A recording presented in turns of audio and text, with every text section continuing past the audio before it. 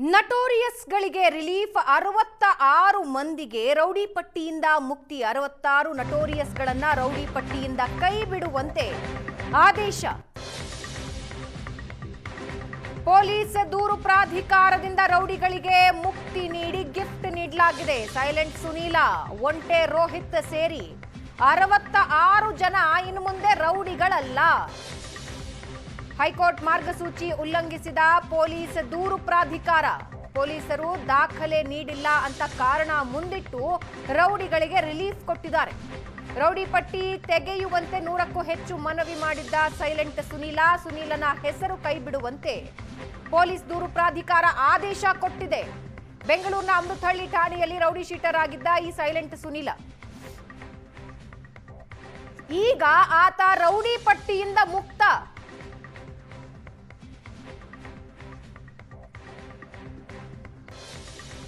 ಆತನ ಜೊತೆಗೆ 66 ಮಂದಿಯನ್ನ ರೌಡಿ ಪಟ್ಟಿಯಿಂದ ಮುಕ್ತಗೊಳಿಸಿದ್ದಾರೆ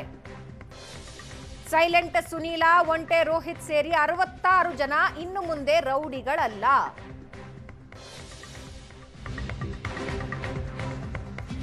ಹೈಕೋರ್ಟ್ನ ಮಾರ್ಗಸೂಚಿನ ಪಾಲಿಸದೆ 66 ಮಂದಿ ರೌಡಿ ಪಟ್ಟಿಯಿಂದ ಹೊರಕ್ಕೆ ಕೇಸ್ಗಳು ನಡವಳಿಕೆ ಅಪರಾಧದಲ್ಲಿ ಸಕ್ರಿಯತೆ ಬಗ್ಗೆ ಹೈಕೋರ್ಟ್ ಮಾರ್ಗಸೂಚಿ ಇದೆ ದಾಖಲೆ ಪರಿಶೀಲಿಸಿ ನಿರ್ಧರಿಸಬೇಕು ಅಂತ 2022ರ ಹೈಕೋರ್ಟ್ ಆದೇಶ ಹೇಳ್ತಾ ಇದೆ ಪೊಲೀಸರು ದಾಖಲೆ ಕೊಟ್ಟಿಲ್ಲ ಅನ್ನೋ ಕಾರಣ ಮುಂದಿಟ್ಕೊಂಡು ರೌಡಿ ಪಟ್ಟಿಯಿಂದ ಮುಕ್ತಗೊಳಿಸಲಾಗಿದೆ ಪೊಲೀಸ್ ದೂರು ಪ್ರಾಧಿಕಾರ ಹೈಕೋರ್ಟ್ ಮಾರ್ಗಸೂಚಿನ ಉಲ್ಲಂಘಿಸಿ ನಟೋರಿಯಸ್ ರೌಡಿಗಳನ್ನ ಪಟ್ಟಿಯಿಂದ ಕೈಬಿಟ್ಟಿದೆ 2022ರ ನ್ಯಾಯಾಲಯದ ತೀರ್ಪು ಸ್ಪಷ್ಟವಾಗಿ ಹೇಳ್ತಾ ಇದೆ ಆದ್ರೆ ಅದನ್ನ ಉಲ್ಲಂಘಿಸಿ 66 ಜನರನ್ನ ರೌಡಿ ಪಟ್ಟಿಯಿಂದ ಮುಕ್ತಗೊಳಿಸಿದ್ದಾರೆ ಕಾರಣ ಏನು ಪೊಲೀಸರು ದಾಖಲೆ ಕೊಟ್ಟಿಲ್ಲ ಅಂತ ಒಂದು ಕಡೆ ರೌಡಿಸಂ ಮಟ್ಟ ಹಾಕೋದಕ್ಕೆ ಸಿಎಂ ಸೂಚನೆ ಕೊಟ್ಟಿದ್ದಾರೆ ರೌಡಿಗಳಿಗೆ ರಿಲೀಫ್ ಕೊಟ್ಟಿದೆ ಪೊಲೀಸ್ ಇಲಾಖೆ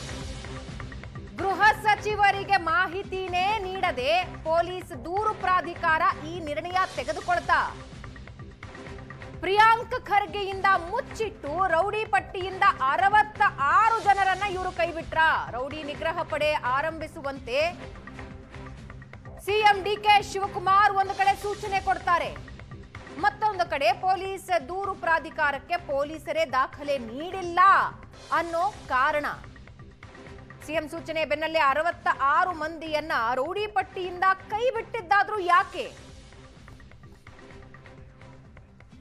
ಈ ಬಗ್ಗೆ ಏನಷ್ಟು ಡೀಟೇಲ್ಸ್ ನೀಡ್ತಾರೆ ನಮ್ಮ ಪ್ರತಿನಿಧಿ ಚೇತನ್ ಸ್ಪಷ್ಟವಾಗಿ ನ್ಯಾಯಾಲಯದ ಆದೇಶದ ಉಲ್ಲಂಘನೆಯಾಗಿದೆ ಯಾಕೆ ಅಂದ್ರೆ 66 ಜನರು ಒಂದು ಕಡೆ ಡಿಕೆ ಶಿವಕುಮಾರ್ ಅವರು ಹೇಳ್ತಾರೆ ರೌಡಿಸಂನ ನಿರ್ನಾಮ ಮಾಡ್ತೀವಿ ಸ್ಪೆಷಲ್ ಫೋರ್ಸ್ನ ನಾವು ಕ್ರಿಯೇಟ್ ಮಾಡ್ತೀವಿ ಅಂತ ಮತ್ತೊಂದು ಕಡೆ 66 ಜನರನ್ನ ರೌಡಿ ಪಟ್ಟಿಯಿಂದ ಏಕದಮ್ ಮುಕ್ತ ಮಾಡ್ಬಿಟ್ಟಿದ್ದಾರೆ ಏನ್ ರೀಸನ್ ಇದಕ್ಕೆ ಭವನ ಅಂದರೆ ಇಲ್ಲಿ ಹೈಕೋರ್ಟ್ ಒಂದಷ್ಟು ಗೈಡ್ಲೈನ್ಸ್ ಅನ್ನ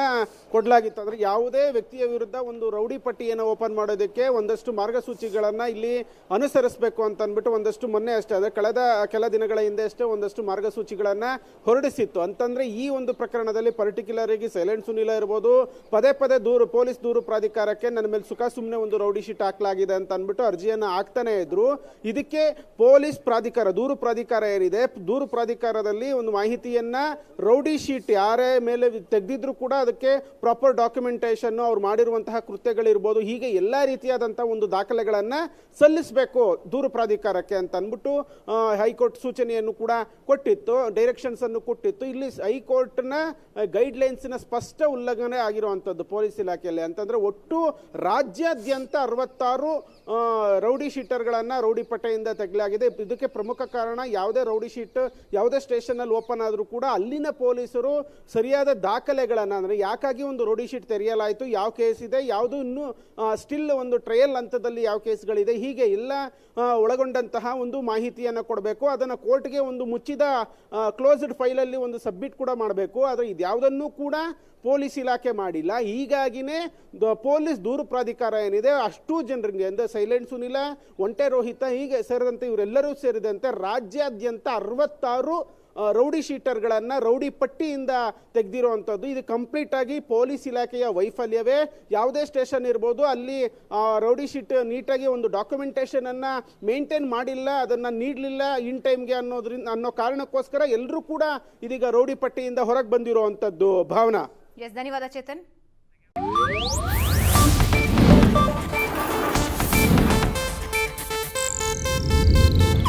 ಇದು ಏಷ್ಯಾನೆಟ್ ನ್ಯೂಸ್ ನೆಟ್ವರ್ಕ್ ಪ್ರಸ್ತುತಿ.